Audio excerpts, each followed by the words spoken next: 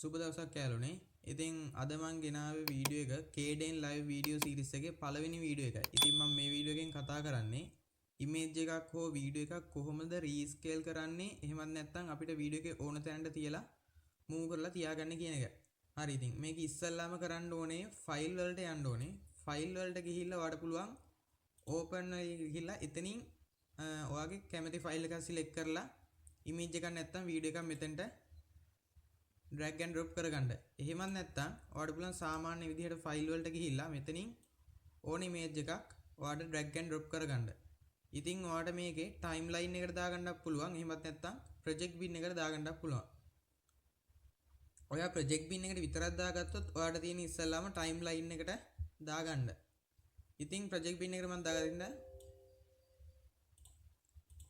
project bin එකට දාගත්ත හින්දා මම දැන් timeline එකට දාගන්නවා.